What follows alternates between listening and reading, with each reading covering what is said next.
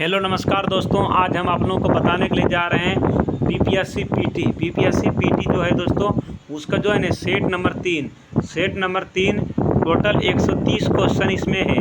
तो दोस्तों 130 क्वेश्चन का डिस्कशन आप लोगों को हम करेंगे। तो दोस्तों शुरुआत करते हैं। पहला क्वेश्चन क्या है, तो पहला क्वेश्चन को थोड़ा जूम किया जाए दोस्तों, और देखिए शुरुआत से ही क्वेश्चन को हम आप लोगों को बताएंगे, वो भी एक मोस्ट इम्पोर्टेंट क्वेश्चन है।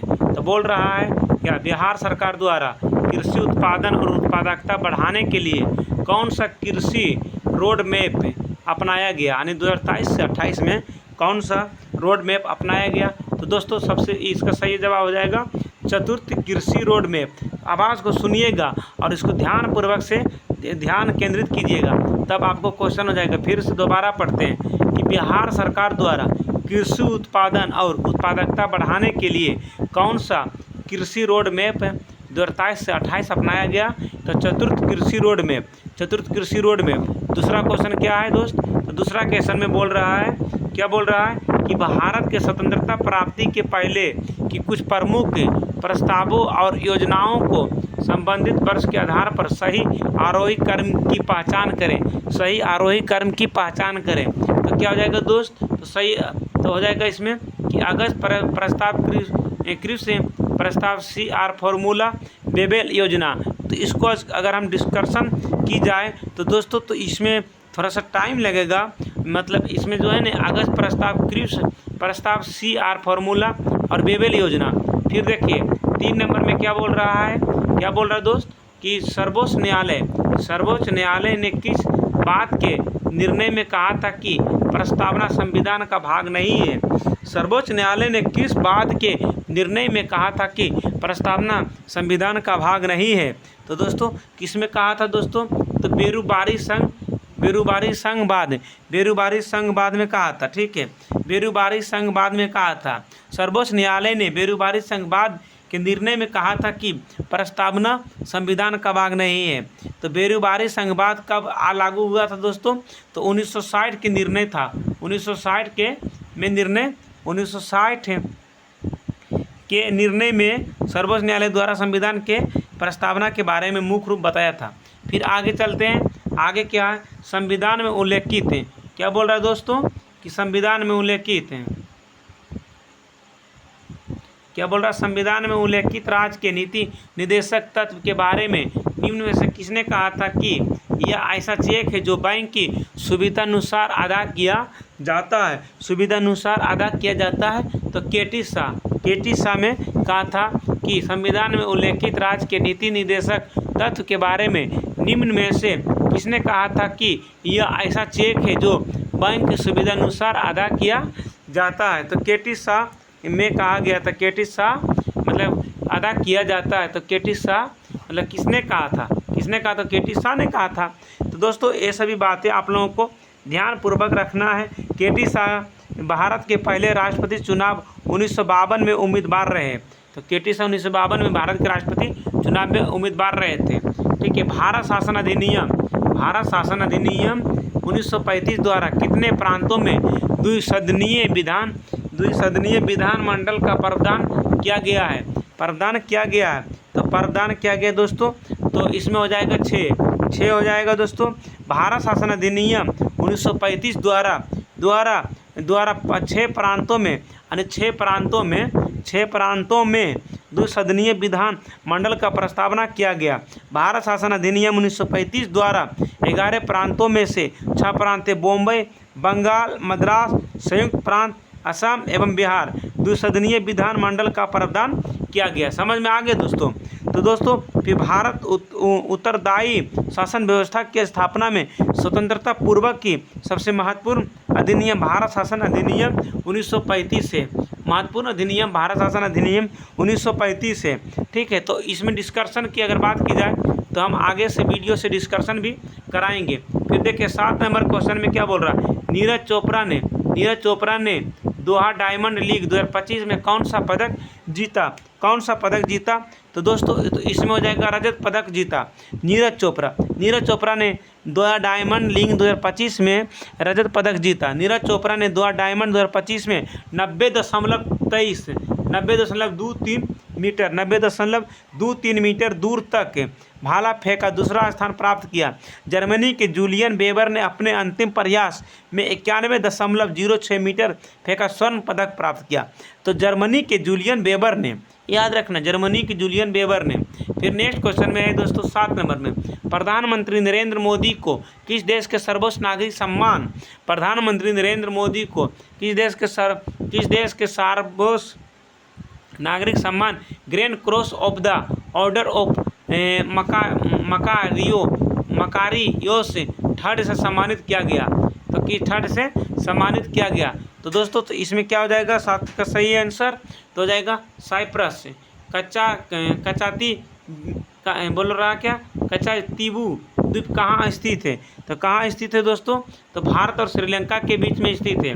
ताइवान का आधिकारिक तौर पर नाम निम्न में से कौन सा है? ताइवान के आधिकारिक तौर पर नाम निम्न में से कौन सा है? कौन सा दोस्तों? तो रिपब्लिक ऑफ चाइना। जन प्रतिनिधित्व अधिनियम निम्न में से किस वर्ष अस्तित्व में आया? किस वर्ष अस्तित्व में आया दोस्तों? तो 1951 ईस्वी में अस्तित्व में आया। जन प्रतिनिधित्व अधिनियम निम्न में से किस वर्ष अस्तित्व में आया? तो वर्ष 1951 में अस्तित्व में आया। फिर नेक्स्ट क्वेश्चन में है कि उच्चतम न्यायालय के नए ध्वज पर नया प्रतीक चिन्ह क्या है? उच्चतम न्यायालय के नए ध्वज पर नया प्रतीक चिन्ह क्या है? नया प्रतीक चिन्ह क्या है दोस्त? तो यतो धर्मस्थो जय संस्कृत में लिखा है। ललित कला अकादमी की स्थापना किस वर्ष की गई? ललित कला अकादमी की स्थापना किस वर्ष की गई? तो किस वर्ष की गई? तो 1954 ईस्वी में ललित कला अकादमी की स्थापना की गई थी। Lalit Kala Akademi national academy of art Bharat में दृश्य कलाओं के क्षेत्र में शीर्ष सांस्कृतिक संस्था है। इस संस्था का पूरा खर्च सांस्कृतिक मंत्रालय उठाता है। तो यहाँ तक आप लोगों को डिस्कशन हम कर देते हैं। फिर देखिए बोल रहा है कि चिप आधारित ई पासपोर्ट को किस देश द्वारा लॉन्च किया गया? चिप आधारित ई पासपोर्ट को किस देश द्वारा लॉन्च किया गया? तो किस देश द्वारा लॉन्च किया गया दोस्तों? तो ये हो जाएगा सही आंसर, इसका हो जाएगा अपना देश भारत, अपना महान देश भारत। तो ये हो जाएगा। फिर देखिए दोस्तों ये 13 क्वेश्चन ही, फिर आगे चलते हैं। यहाँ से जूम किया जाता है क्वेश्चन को, ठीक है दोस्तों। तो यहाँ से हम 14 नंबर का क्वेश्चन ऊपर है, बोल रहा है क्या दोस्त कि एक भारत श्रेष्ठ भारत कार्यक्रम की घोषणा किस वर्ष की गई? तो किस वर्ष की गई दोस्तों? तो 2015 ईस्वी में की गई। बिहार राज्य में नव नालंदा महाविहार की स्थापना किस वर्ष की गई? नव नालंदा महाविहार की स्थापना किस वर्ष की गई? तो हो जाएगा 1951 ईस्वी में, 1951 ईस्वी में, ठीक है दोस्तों। तो हम एक बुक जो है ना, बुक का नाम है दोस्तों रुक्मणी प्रकाशन का है, BPSC 71वीं का है, फर्स्ट वैल्यूम। इसको लेस के आप डिस्कशन कर सकते हैं। अगर इसको पूरा डिस्कशन कर दिए हैं तो आपका BPSC PT में लगभग में 80 नंबर की टारगेट है कि आप 80 क्वेश्चन इनसे सेम टू सेम लड़ने की 90% संभावना। फिर आगे चलते हैं दोस्त। किस वर्ष ऑल इंडिया रेडियो का नाम आकाशवाणी किया गया? ऑल इंडिया रेडियो का नाम आकाशवाणी किया गया। तो 16 का आंसर हो जाएगा दोस्तों 1957 ईस्वी में किया गया था। फिर 17 नंबर में है भारतीय सेना की अफसर प्रशिक्षण अकादमी क्या बोल रहा है कि भारतीय सेना की अफसर प्रशिक्षण अकादमी गया की शुरुआत किस वर्ष हुई? गया की शुरुआत किस वर्ष हुई? तो दोस्तों 2011 ईस्वी में हुआ। तल सेना में लेफ्टिनेंट जनरल पद के समकक्ष वायुसेना में कौन पद होता है? कौन सा पद होता है? तो कौन सा पद होता है दोस्तों? एयर मार्शल पद होता है। एयर मार्शल पद होता है। मरणोपरांत सबसे पहली बार भारत रत्न किसे प्रदान किया गया? मरणोपरांत सबसे पहली बार भारत रत्न किसे प्रदान किया गया? तो दोस्तों तो इसका 19 का सही जवाब हो जाएगा लाल बहादुर शास्त्री को सबसे पहले दिया गया था। लाल बहादुर शास्त्री की मृत्यु जो था दोस्तों 11 जनवरी 1966 ईस्वी को ताशकंद में हुई थी, ठीक है। लाल बहादुर शास्त्री प्रधानमंत्री बने थे। कब से कब बने थे? 9 जून 1964 से लेके 11 जनवरी 1966 ईस्वी तक भारत के प्रधानमंत्री रहे थे। द्वितीय सल्तनत की गद्दी पर गुलाम वंश का अंतिम व्यक्ति कौन था? द्वितीय सल्तनत की गद्दी पर गुलाम वंश का अंतिम व्यक्ति कौन था? तो कौन था दोस्तों? तो हो जाएगा क्यू मर्स।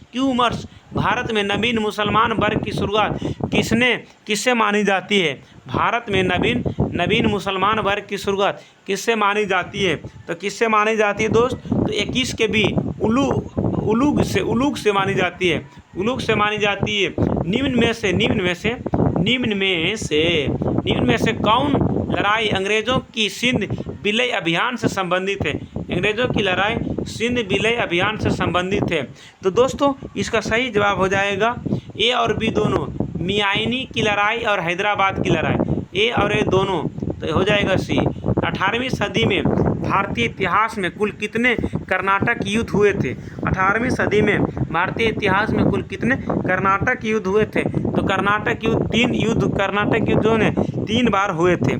ठीक है दोस्तों, प्रथम कर्नाटक युद्ध का काल था 1946 से 1948। ठीक है, द्वितीय कर्नाटक युद्ध का काल रहा था दोस्तों 1949 से 1954। तृतीय का 56 से लेकर 63। तो दोस्तों इस तरह से आपको याद रखना।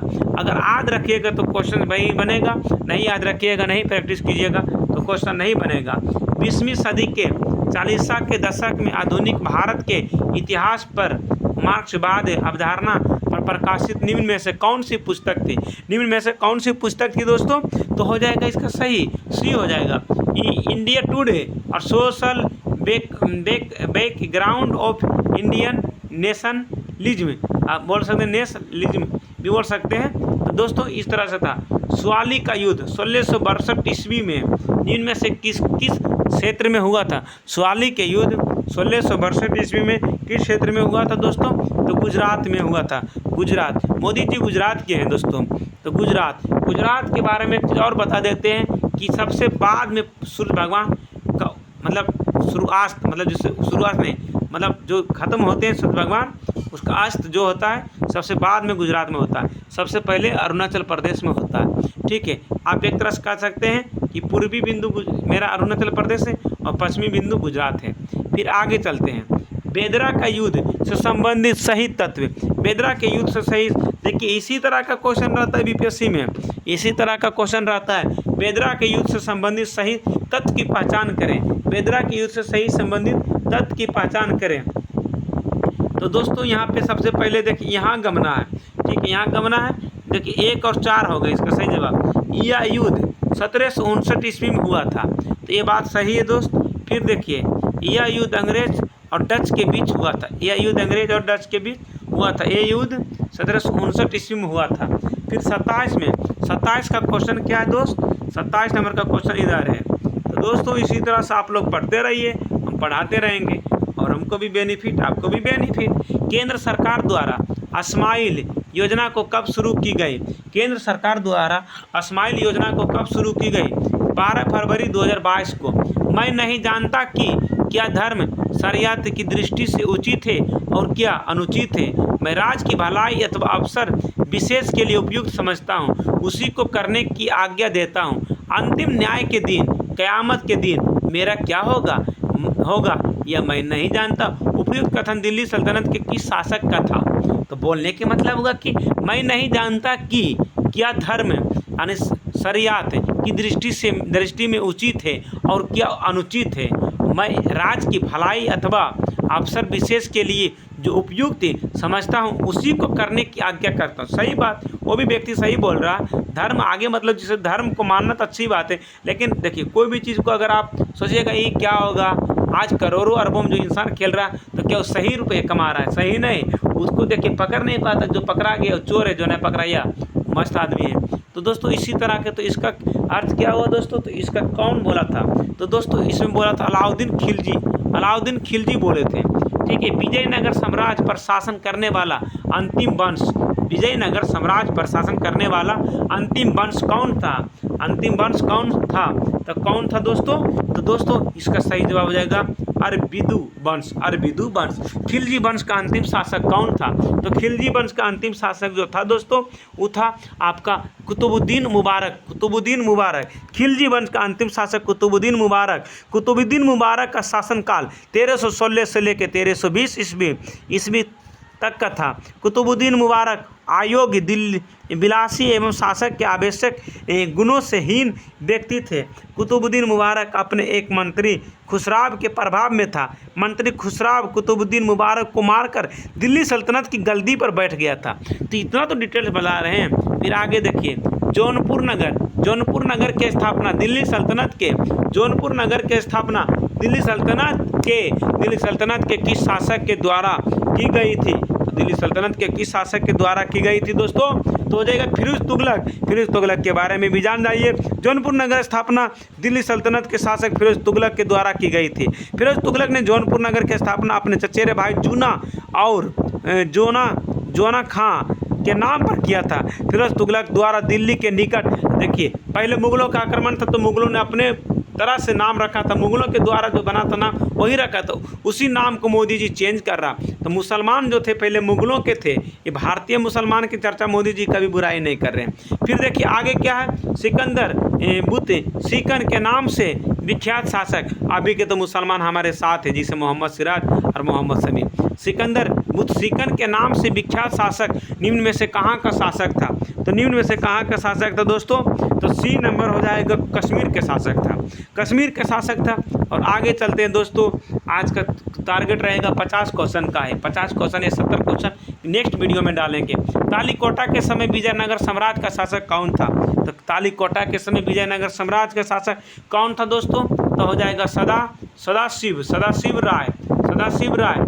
दहसाला राजस्व प्रणाली किस शासक द्वारा लागू की गई थी दोस्तों?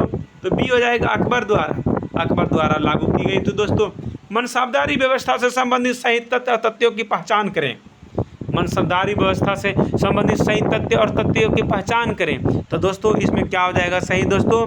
तो डी नंबर सही होगा। डी से दिल्ली। तो हो जाएगा इसमें कि यह सिविल और सैन्य व्यवस्था से संबंधित व्यवस्था थी। और उसके बाद क्या हो जाएगा, इसकी शुरुआत अकबर के द्वारा, मनसबदारी व्यवस्था की शुरुआत अकबर के द्वारा किया गया था। ठीक है, अकबर के शासनकाल में कर निर्धारण की कौन सी प्रणाली प्रचलन थी? तो दोस्तों आपको तो पता है कि कौन सी प्रणाली प्रचलन थी दोस्तों। तो सभी दहसाला, गल्ला, बख्शी और नक्श सभी था दोस्तों। फिर आगे चलते हैं दोस्तों। दिल्ली सल्तनत प्रशासन में दीवान ए कोई विभाग से संबंधित सही तथ्यों की पहचान करें। सही तथ्यों की पहचान करें। तो इसमें भी डी हो जाएगा। इसकी शुरुआत मोहम्मद बिन तुगलक। दीवान ए कोई और उसके बाद दीवान ए कोई इसकी शुरुआत किया था। ठीक है, और उसके बाद कृषि मामलों का विभाग भी किया था। ठीक है, यूं तो मोहब्बत में। बिहार हरित बजट 2025-26 का आकार क्या है दोस्तों? बिहार हरित बजट 2025-26 का क्या है दोस्तों? बजट क्या है, आकार का बजट क्या है दोस्तों? आपके जैसे भी पढ़ सकते हैं दोस्तों। तो इसका हो जाएगा लगभग 16,000 करोड़ रुपया। 16,000 करोड़ रुपया। विश्व का पहला सुपर कंप्यूटर बनाने के लिए किस देश द्वारा पहला AI उपग्रह प्रक्षेपित किया गया दोस्तों? तो इसका हो जाएगा चाइना के द्वारा।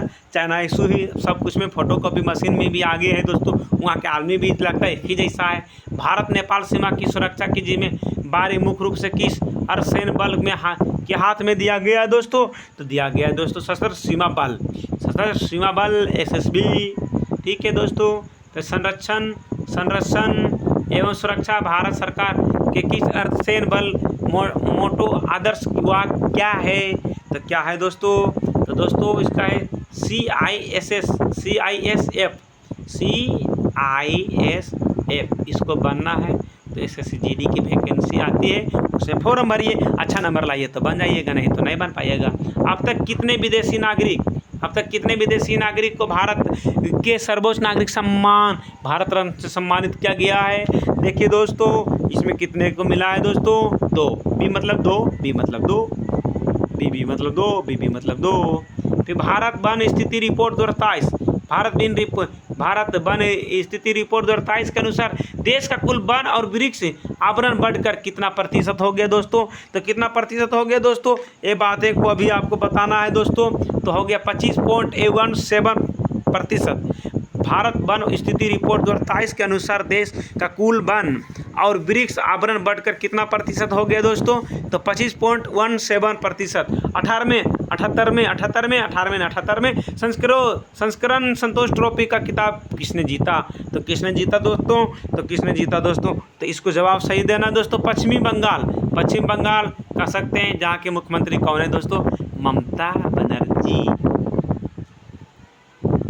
उसके बाद देखिए, तंजौर स्थित राज मंदिर का निर्माण किसने कराया था दोस्तों? तो तंजौर स्थित राज मंदिर का निर्माण राज इसका नाम ही है राज,